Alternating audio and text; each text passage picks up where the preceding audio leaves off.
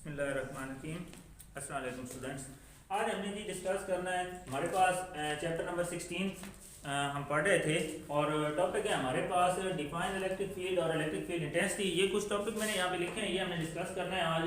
इसमें हमारे पास इलेक्ट्रिक फील्ड है, इलेक्ट्रिक फील्ड इंटेंसिटी है, इसके साथ इलेक्ट्रिक पोटेंशियल है और उसका यूनिट्स हमने डिफाइन करना है, कैपेसिटर, कैपेसिटेंस और इसके यूनिट्स हैं। और इसके अलावा हमारे पास कॉम्बिनेशन ऑफ कैपेसिटर में हमने ये सारी चीज़ें आज डिस्कस करनी है। तो सबसे पहले हम बात करते हैं जी इलेक्ट्रिक फील्ड और इलेक्ट्रिक फील्ड इंटेंसिटी की। तो हमें पता है, हमने पहले पढ़ के आए हैं चार्ज और इसकी प्रॉपर्टीज हमने पढ़ी थी और ये सारी चीज़ें हमने जो है वो डिस्कस की थी। तो हम जो है वो मज़ीद अभी ये चीज़ें जो हैं वो थोड़ी सी इससे आगे चलेंगे। इलेक्ट्रिक फील्ड क्योंकि चार्ज एक दूसरे को अट्रैक्ट करते हैं, ये हमने पढ़ा था। तो जहां तक कोई चार्ज किसी दूसरे चार्ज को अट्रैक्ट या रिपेल कर सकता है वो उस चार्ज की इलेक्ट्रिक फील्ड कहलाते हैं। फॉर एग्जांपल मैं आपको एग्जांपल दूंगा, हमारे पास कोई चार्ज है, यहाँ पर यूनिट चार्ज है प्लस क्यू, हमने उसको नाम दे दिया है। अब ये चार्ज जो है ये इसकी इलेक्ट्रिक फील्ड है। इस इलेक्ट्रिक फील्ड के अंदर अगर कोई दूसरा चार्ज हम ला के रखेंगे तो ये चार्ज उस दूसरे चार्ज पर अट्रैक्शन की या रिपल्जन की फोर्स लगा देगा। सेम चार्जेस हमें पता है कि एक दूसरे को अट्रैक्ट करते हैं और जो लाइक चार्जेस होते हैं एक दूसरे को रिपेल करते हैं, अनलाइक चार्जेस एक दूसरे को अट्रैक्ट करते हैं। ये सारी चीजें हम पढ़ चुके हैं पहले। तो जहां तक अगर यहाँ पर मैं कोई और चार्ज रखता हूँ, फॉर एग्जाम्पल हमने एक और यूनिट पॉजिटिव चार्ज रख दिया है प्लस क्यू, तो ये चार्ज इस चार्ज को रिपेल करेगा, इस फील्ड के अंदर अंदर रिपेल करेगा। अगर मैं यहाँ से इसकी फील्ड के बाहर आ गया, फॉर एग्जांपल मैं यहाँ पर आ गया, क्योंकि इसकी फील्ड यहाँ तक थी तो यहाँ तक तो ये इसको अट्रैक्ट या रिपेल कर सकता है, लेकिन जब ये इसकी फील्ड से बाहर आ गया तो ये इस पर कोई अट्रैक्शन या रिपल्जन की फोर्स नहीं लगाएगा।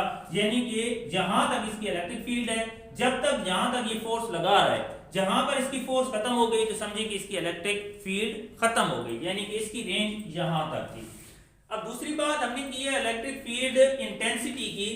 तो जितनी फोर्स ये वाला चार्ज अपनी इलेक्ट्रिक फील्ड के अंदर किसी दूसरे चार्ज के ऊपर जितनी फोर्स लगाएगा वो इसकी इलेक्ट्रिक फील्ड इंटेंसिटी कहलाएगी। हम इसको रिप्रेजेंट कर सकते हैं फार्मूले की मदद से, फोर्स पर यूनिट चार्ज पर लगने वाली फोर्स, ये हमारे पास आ जाएगी जी इसकी electric field intensity.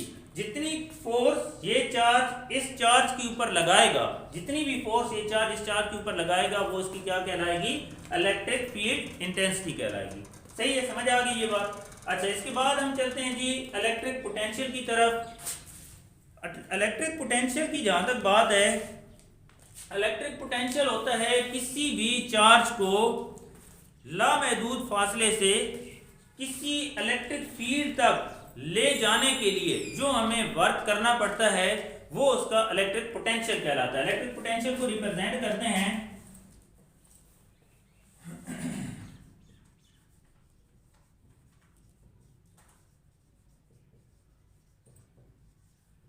Electric potential को रिप्रेजेंट करते हैं जी V से, और V बराबर होता है work done per unit charge पर किए जाने वाला काम।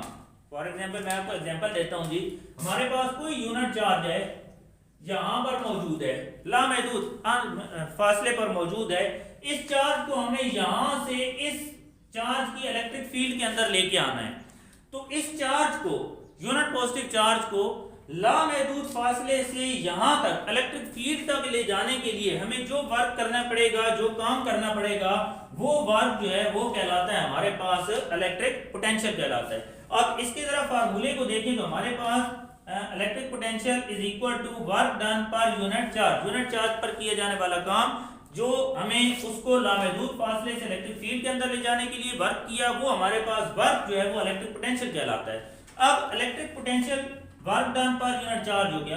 हमें पता है कि वर्क का यूनिट होता है जूल और चार्ज का यूनिट होता है कूलम, तो लिहाजा हमारे पास इलेक्ट्रिक पोटेंशियल का यूनिट क्या बन जाएगा, जूल पर कूलम, जो कि 1 वोल्ट के बराबर भी होता है। जूल पर कूलम भी आप इसको कह सकते हैं, या ये किसके बराबर होता है जी, 1 वोल्ट के बराबर भी होता है, इसको आप 1 वोल्ट भी कह सकते हैं। Joule 1 joule per coulomb is equal to 1 volt. अच्छा, इसके बाद आ जाते हैं जी हमारे पास है जी व्हाट इज इलेक्ट्रिक पोटेंशियल के बाद, और इसका यूनिट भी हो गया। उसके बाद हमने बात करनी है जी कैपेसिटर और कैपेसिटेंस की। तो ये जरा मैं रेज कर देता हूं।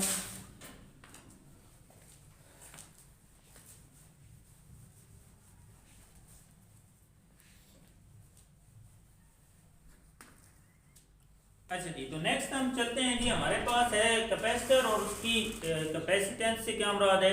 तो कैपेसिटर कहते हैं, कैपेसिटर एक चार्ज स्टोरिंग आला है जो चार्ज को स्टोर करता है। कैपेसिटर चार्ज को स्टोर करने वाला आला है, और कैपेसिटेंस उसकी सलाहियत होती है, उसकी एबिलिटी होती है कि वो चार्ज को कितना स्टोर कर सकता है, वो उसकी स्टोरिंग जो कैपेबिलिटी होती है वो हमारे पास, हम कहते हैं कि हमारे पास है जी कैपेसिटेंस उसकी। लिहाजा इसमें ज़्यादा लंबी चौड़ी बात, ज़्यादा लंबी गहराई में जाने की ज़रूरत नहीं है। सिर्फ हमारे पास है कि कैपेसिटर क्या है, चार्ज को स्टोर करने का आला है, चार्ज स्टोरिंग डिवाइस है, और कैपेसिटेंस जो है वो उसकी चार्ज को स्टोर करने की सलाहियत को हम कहते हैं कैपेसिटेंस। इसके बाद इसके हमारे पास आ जाते हैं जी कॉम्बिनेशन। पैरेलल कॉम्बिनेशन है और सीरीज कॉम्बिनेशन है कैपेसिटर के हवाले से। तो दो कॉम्बिनेशन हमने करने हैं। सबसे पहले तो हम थोड़ा सा कैपेसिटर को मजीद जो है वो देख लें कि कैपेसिटर जो है क्या चीज़ है, चार्ज को स्टोर करने वाली डिवाइस है। और इसका जो सिंबल होता है कैपेसिटर का वो क्या होता है, ये कैपेसिटर का सिंबल है। हम इसको जो रिप्रेजेंट करते हैं कैपेसिटर के सिंबल को सी। अब अगर हमारे पास बहुत सारे कैपेसिटर हैं, हमने उनको कंबाइन करना है, हमने उनको जोड़ना है अपनी कैपेसिटर की, क्योंकि कैपेसिटी बढ़ाना चाहते हैं हम, तो हमने उनको क्या करना पड़ेगा, एक से ज़्यादा कैपेसिटर को हम जोड़ेंगे। तो कैपेसिटर को जब हम जोड़ेंगे तो कैपेसिटर को जोड़ने के दो तरीके हैं। फॉर एग्जांपल हम तीन कैपेसिटर ले लेते हैं, हमारे पास एक कैपेसिटर है C1, हम एक और कैपेसिटर ले लेते हैं जी, ये कैपेसिटर है हमारे पास C2, और एक हमारे पास कैपेसिटर है जी C3। तीन कैपेसिटर है हमारे पास, हमने इन तीन कैपेसिटर्स को जोड़ना है। तो सबसे पहले हम बात करेंगे कैपेसिटर्स को जोड़ने के पहले तरीके की, जो कि है पैरेलल कॉम्बिनेशन ऑफ कैपेसिटर। तो सबसे पहले हम पैरेलल कॉम्बिनेशन डिस्कस कर लेते हैं।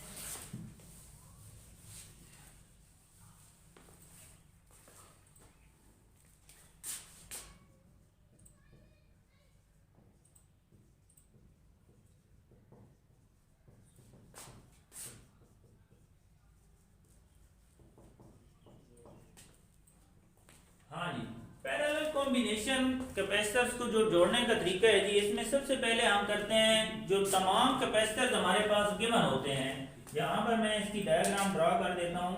फॉर एग्जांपल ये कैपेसिटर है जी मेरे पास, कैपेसिटर नंबर 1, ये दूसरा कैपेसिटर है कैपेसिटर नंबर 2, और ये तीसरा कैपेसिटर है कैपेसिटर नंबर 3। इनकी तमाम जो कैपेसिटर्स की जो लेफ्ट प्लेट्स होंगी उनको हम बैटरी के एक टर्मिनल के साथ जोड़ देंगे, और जो उसकी राइट प्लेट्स होंगी उसको हम बैटरी के दूसरे टर्मिनल के साथ जोड़ देंगे। ये हमारे पास बैटरी है, ये हमारे पास कैपेसिटर नंबर 1 है, कैपेसिटर नंबर 2 है, कैपेसिटर नंबर 3 है। तीन कैपेसिटर हैं हमारे पास, C1, C2 और C3, हमने तीनों को नाम दे दिए हैं, और इनकी हमने तमाम लेफ्ट प्लेट्स को बैटरी के एक टर्मिनल के साथ और राइट प्लेट को बैटरी के दूसरे टर्मिनल के साथ जोड़ दिया है।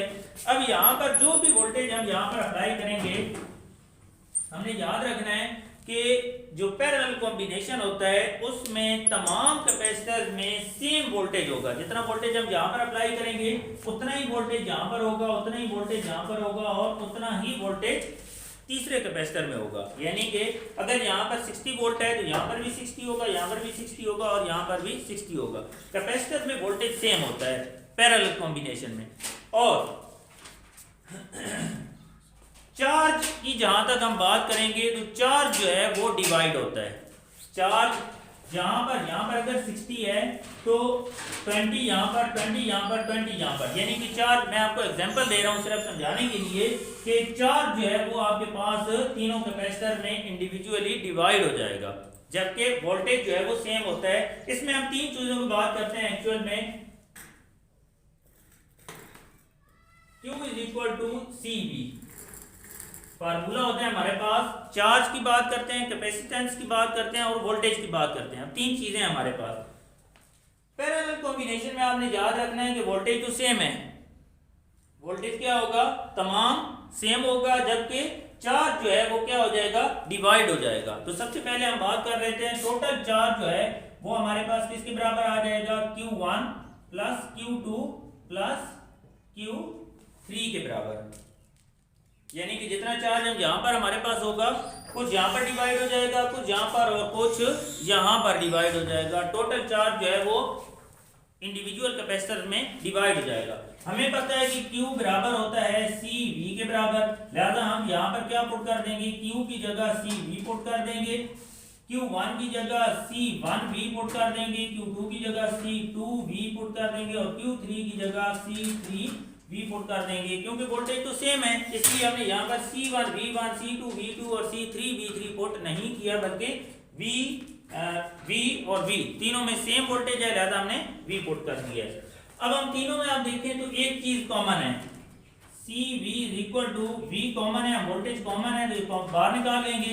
हमारे पास C1 plus C2 plus C3 आ जाएगा, वोल्टेज से वोल्टेज कैंसिल हो जाएगा, हमारे पास जो C है, हमारे पास कैपेसिटेंस आ जाएगी C1 इक्विवेलेंट कैपेसिटेंस, इसको हम कहते हैं टोटल कैपेसिटेंस या इक्विवेलेंट कैपेसिटेंस, ये बराबर आएगा C1 plus C2 plus C3। अब ये हमने बात की थी तीन कैपेसिटर्स के हवाले से, लेकिन अगर हमारे पास तीन से ज्यादा कैपेसिटर्स होंगे तो तब हमारे पास इसको हम कैसे जोड़ेंगे। मैं एग्जांपल दे देता हूं for n capacitors.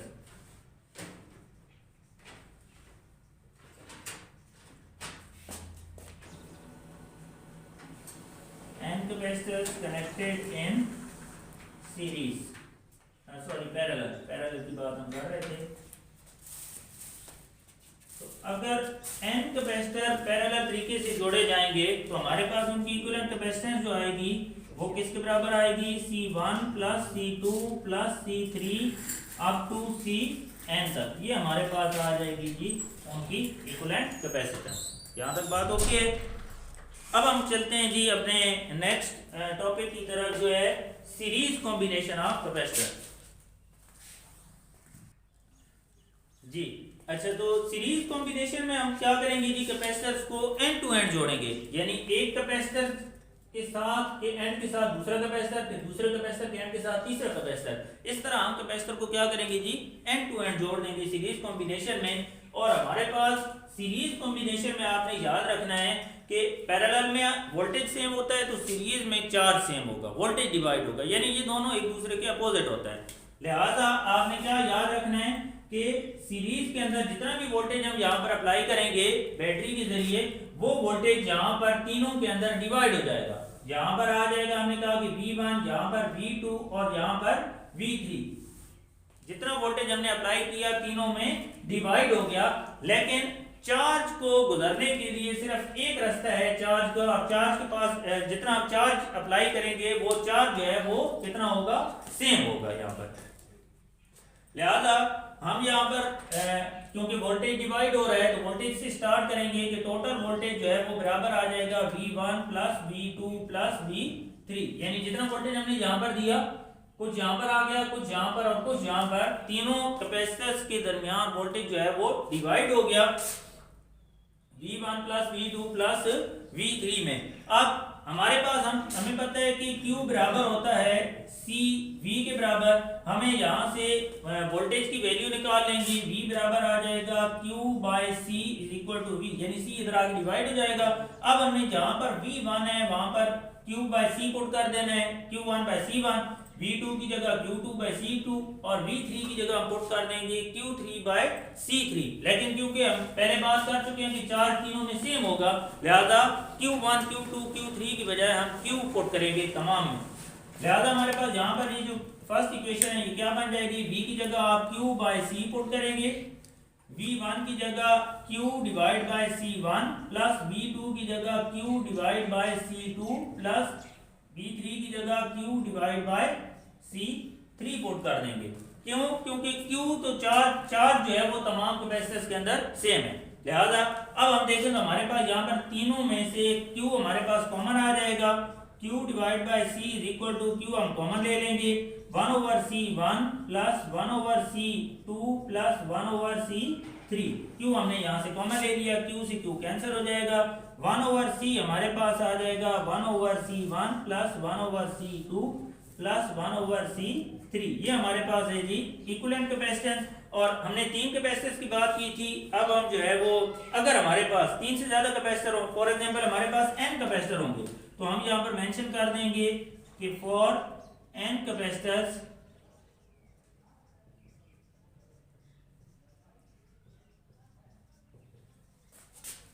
Connected in series.